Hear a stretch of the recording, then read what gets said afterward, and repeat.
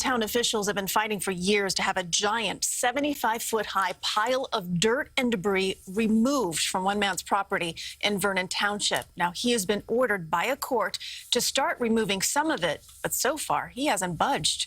CBS 2's Alice Gaynor reports from Sussex County.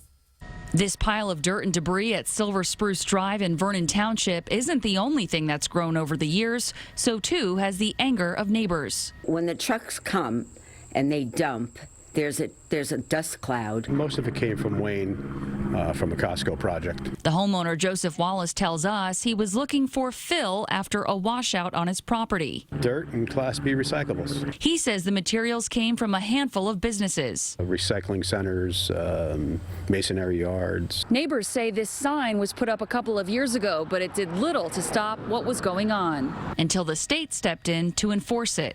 Things that we considered solid hazardous waste in there.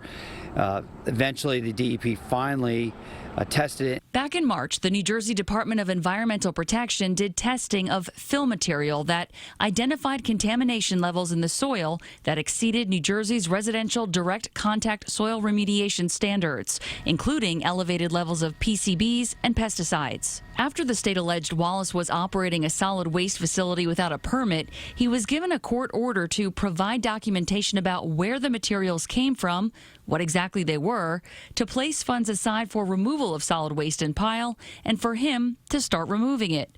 But the state now says he has not fulfilled the order. They already have the documents. As for removing the pile, I haven't touched anything yet. No. And so you're waiting? I'm waiting for counsel. Now the state has filed another motion asking to impose fines of more than $100,000 a day to get him to comply. In Vernon Township, New Jersey, Alice Gaynor, CBS 2 News. And the state says those fines would come from violations under the Solid Waste Management Act and the Water Pollution Control Act. He's being asked to remove whatever is considered solid waste.